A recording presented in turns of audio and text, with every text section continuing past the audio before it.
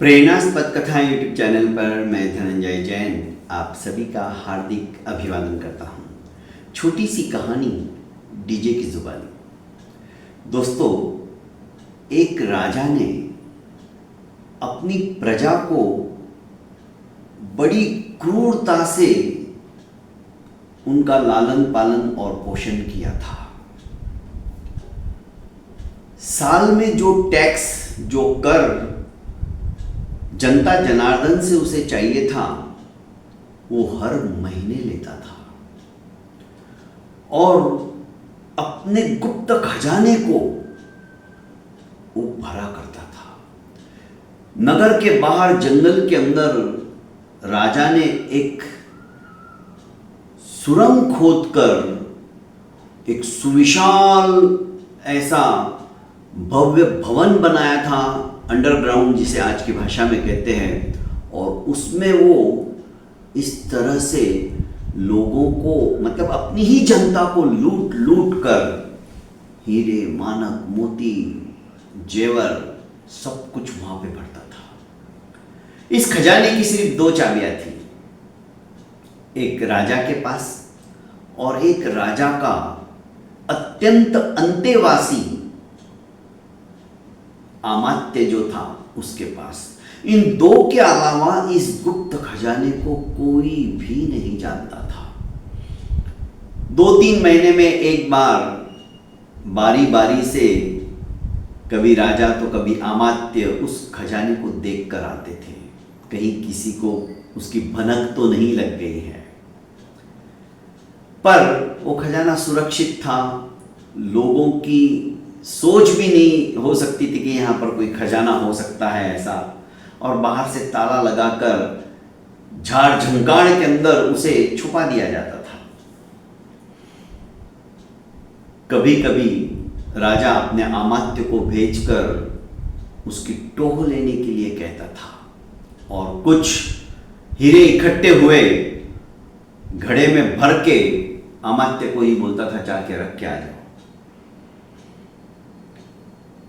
एक दिन अचानक राजा को क्या जची, एकाकी वे घूमते घूमते अपने गुप्त खजाने के पास पहुंच गए। चाबी तो थी। उन्होंने खजाने का दरवाजा खोला और खजाने को निहारने लगे। हीरो की चमक से चारों तरफ प्रकाश प्रकाशित हो रहा था। राजा देख देख के फुला नहीं समा रहा था। हीरो का ढेर लगा हुआ है, तो कहीं मानक, कहीं मोती, कहीं नीलम, कहीं पन्ने, कहीं स्वर्ण मुद्राएं, अलग अलग जगह इस प्रकार से अपनी दौलत के ढेर को देखकर राजा की खुशी का पारावार नहीं रहा था। अचानक उसी समय अमात्य भी किसी कारणवश शिकार खेलते खेलते उस तरफ आ गए, तो सोचा कि चलो एक बार बाहर से ही नजर मार के फिर निकल जाता हूं। देखा तो सुरंग का दरवाजा खुला हुआ था। अचानक उनको याद आया, रात को मैं हीरो का घड़ा लेकर आया था, कहीं मैंने दरवाजा बंद करना भूल तो नहीं गया। पर उन्हें याद था कि मैंने तो बंद किया था, हो सकता है मैं जल्दी जाने के चक्कर में मैंने दरवाजा बंद ही नहीं किया और एक दरवाजा तो खुला ही खुला रह गया। उनके पास भी चाबी थी। उन्होंने दरवाजा खींचा और दरवाजा लॉक कर दिया, वापस झाड़ियों के बीच में आच्छादित कर दिया, ढक दिया और निकल आए।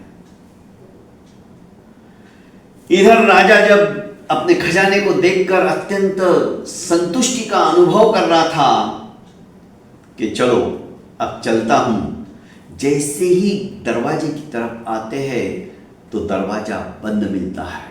बहुत जोरों से ठकठकाते हैं, पर वहां पर उनकी आवाज सुनने वाला भी कोई नहीं था। करीब 1 घंटे तक चीखते हुए, चिल्लाते हुए वे दरवाजे को ठोके जा रहे हैं, पर उस वीरान जंगल में भला उनकी आवाज कौन सुने। अमात्य तो चल दिए थे। उन्होंने सोचा भी नहीं था कि राजा इस तरह से आ जाएंगे और खजाने का निरीक्षण करेंगे। तड़पने लगे, भयंकर प्यास सताने लगी, गला चिल्ला चिल्ला कर थक गया था। हीरो के सामने जो ढेर था आके हाथ जोड़ के दोनों घुटनों के बल गिड़गिड़ाते हुए कहने लगे कि हे अनमोल हीरो, तुम सब चले जाओ पर मुझे कम से कम एक ग्लास पानी पिला दो, पानी दे दो मुझे तुम नहीं चाहिए। अब जो हीरे जवाहरात सब कुछ खरीद कर दे सकते थे, उस समय राजा को एक ग्लास पानी नसीब नहीं हो रहा था। मानक मोती स्वर्ण मुद्राओं के ढेर के पास आकर कहने लगे कि मुझे भूख सता रही है, मुझे सिर्फ एक समय का भोजन दे दो, पर असंभव था। आखिर 3 दिन हो गए। इधर राजा जब नहीं दरबार में आए तो लोगों को पता चला कि राजा कहां गायब हो गए। राजा अचानक इस तरह से कहां जा सकते? अमात्य को बिना बताए अमात्य भी सोच में पड़ गया, राजा कहां चले गए।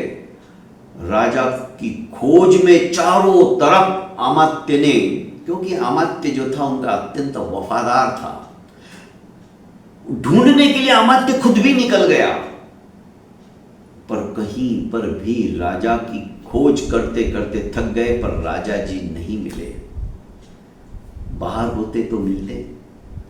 आखिर 8 दिन तक भूखे प्यासे सहन नहीं हो रही थी भूख।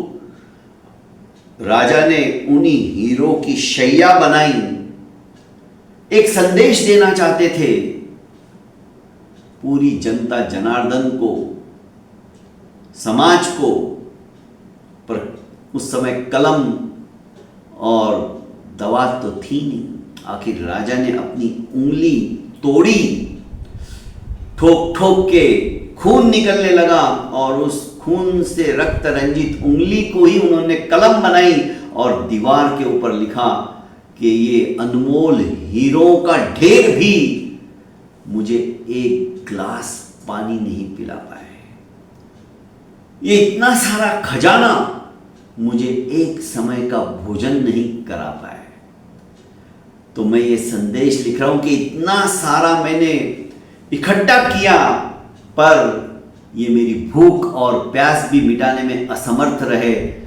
कर्म बस अच्छे किए जाओ। ये जिंदगी मिली है, ये हीरे जवाहरात, ये धन दौलत स्वर्ण मुद्राएं सब कुछ यहीं के यहीं इस धरा पर ही धरे रह जाएंगे। साथ में यदि कुछ जाएगा तो हमारे अच्छे कर्म। मैंने प्रजा को बहुत सताया है, बहुत दुख दिया है, उसका फल आज मैं पानी की बूंद के लिए तरस रहा हूं। और ऐसे ही इन हीरे जवाहरातों के बीच में होते हुए भी ये मेरी भूख और प्यास नहीं मिटा पाए।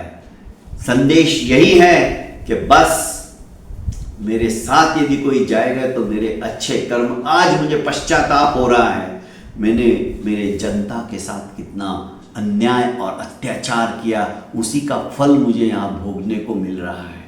दोस्तों, कहानी छोटी सी है, पर यह कहानी हमें नसीहत देती है कि आज जिंदगी में यदि कुछ हम भी करना चाहते हैं तो सिर्फ और सिर्फ अच्छे कर्म करें। बाकी ये सब कुछ दिन रात मेहनत करके जो हम इकट्ठा कर रहे हैं ना, वो सब यहीं के यहीं रह जाने वाला है। हमारे साथ कुछ भी नहीं जाएगा तो सिर्फ हमारे अच्छे और बुरे कर्म। तो अच्छे कर्म करते चले जाओ। जिंदगी इसी के लिए हमें प्राप्त हुई है। बहुत बहुत धन्यवाद। प्रणाम।